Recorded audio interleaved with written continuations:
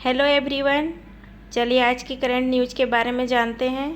आज की जो करंट की जो न्यूज़ है वो है ट्रंप प्रशासन का कहना है कि डेमोक्रेट्स ने एपस्टी फाइलें बनाई, ग्राहक सूची के अस्तित्व से इनकार किया।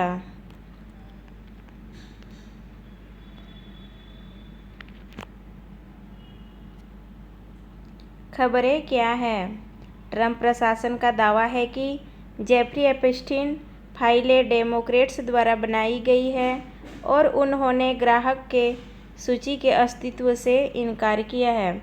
यह दावा उस समय आया जब एपस्टीन के अपराधों से संबंधित दस्तावेजों को सार्वजनिक करने की मांग की जा रही थी। ट्रंप प्रशासन द्वारा यह कहे जाने के एक सप्ताह बाद कि दिवंगत अरबपति पीडोफाइल जेफरी एपस्टीन के हाई प्रोफाइल ग्राहकों के नाम वाले दस्तावेज मौजूद नहीं हैं, राष्ट्रपति डोनाल्ड ट्रंप ने अपने पूर्ववर्तियों को उनके निर्माण के लिए दोषी ठहराया है।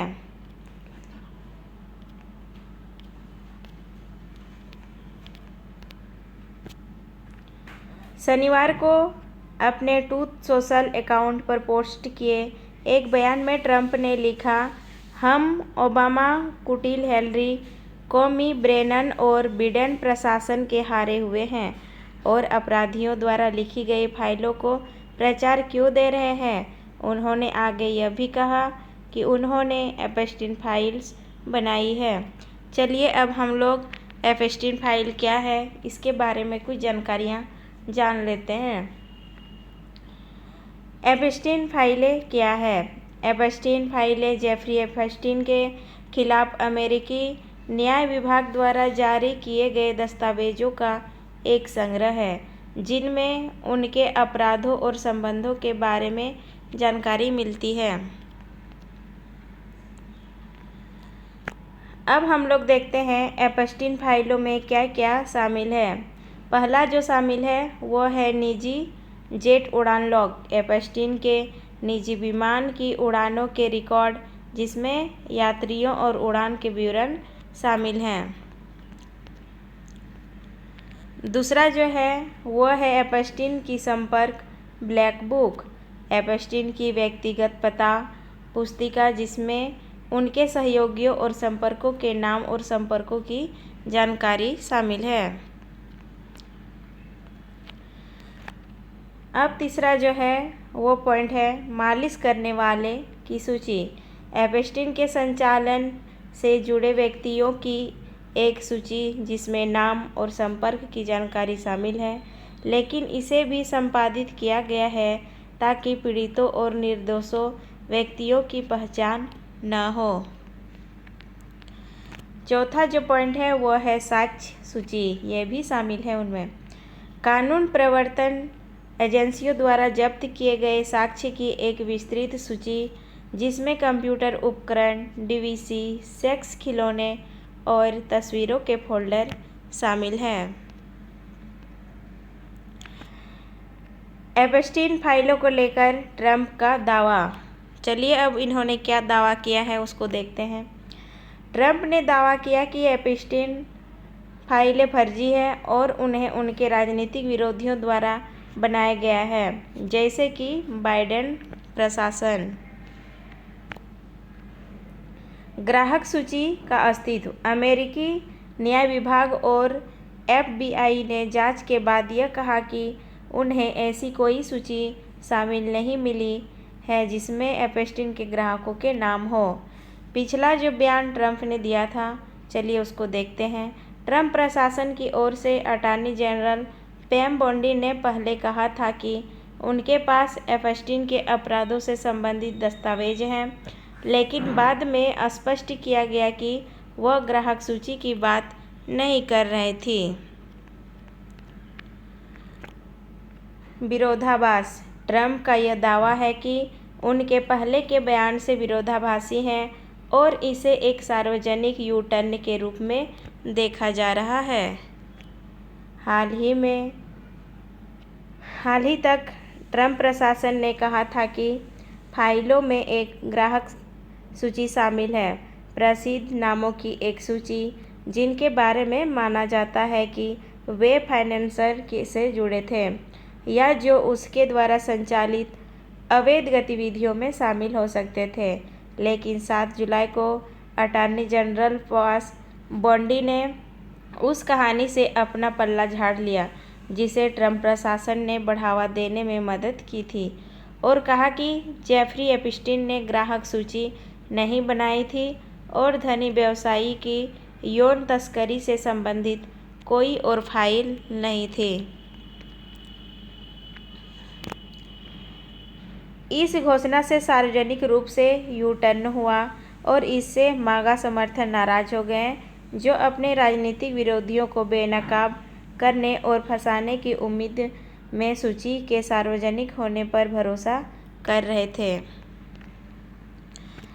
इस वर्ष के प्रारंभ में फॉक्स न्यूज को दिए गए एक साक्षात्कार में बॉन्डी ने कहा था कि इस तरह का एक दस्तावेज समीक्षा के लिए मेरे डेस्क पर पड़ा हुआ है। कई सप्ताह तक उन्होंने वादा किया कि अधिक सामग्री जारी की जाएगी। एक समय उन्होंने कहा था कि यह एक नया प्रशासन है और सब कुछ जनता के सामने आने वाला है, जबकि उनके द्वारा प्रचारित पहले दस्तावेज में कोई नई बात सामने नहीं आई थी। अब हम लोग देखते हैं इस पर बॉन्डी का बयान। पहली रिहाई असफल होने के बाद बॉन्डी ने कहा कि अधिकारी पहले से रोके गए सबूतों के एक ट्रक लोड पर गहनता से जांच कर रहे थे, जो उन्होंने कहा कि FBI द्वारा सौंपे गए थे।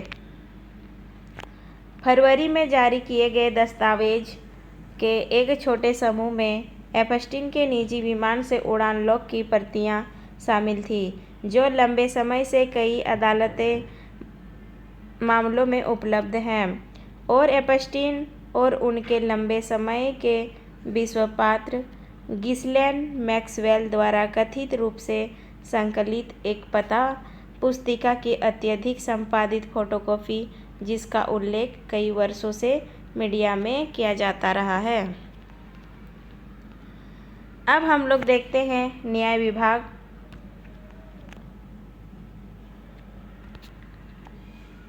द्वारा जारी साक्ष्य सूची।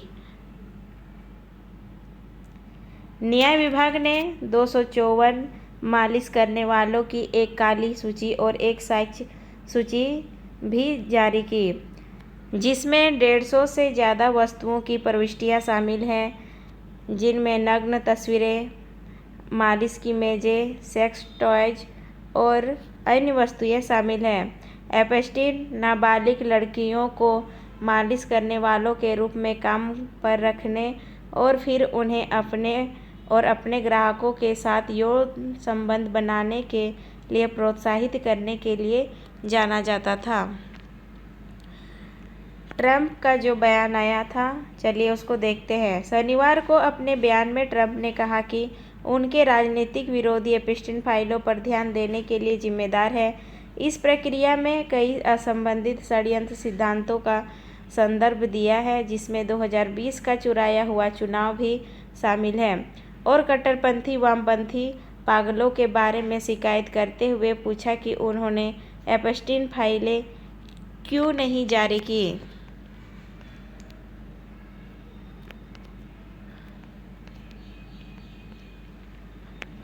उन्होंने लिखा, यदि इसमें कुछ भी ऐसा था तो मागा आंदोलन को नुकसान पहुंचा सकता था, तो उन्होंने इसका उपयोग क्यों नहीं किया। 1 साल पहले हमारा देश मर चुका था, अब यह दुनिया का सबसे हॉट देश है। उन्होंने अपनी ट्रूथ सोशल पोस्ट में निष्कर्ष निकाला, आइए इसे ऐसे ही रहने दें और जेफरी एप्स्टीन पर समय और ऊर्जा बर्बाद न करें, जिसकी किसी की परवाह नहीं है।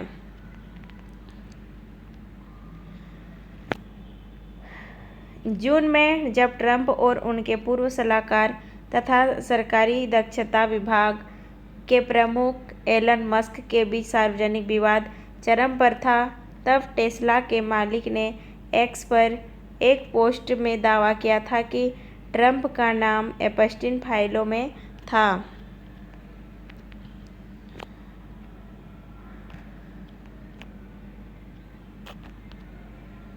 राष्ट्रपति ट्रंप ने अपने पहले कार्यकाल के दौरान जुलाई 2019 में नाबालिगों की यौन तस्करी के आरोप में एप्स्टीन की गिरफ्तारी का आदेश दिया था। 1 महीने बाद मुकदमे की प्रतीक्षा करते हुए एप्स्टीन की जेल की कोठरी में मृत्यु हो गई और न्यूयॉर्क शहर के मेडिकल परीक्षक ने उसकी मृत्यु को आत्महत्या करार दिया। इसी तरह का न्यूज़ जानने के लिए हमारे साथ बने रहिए।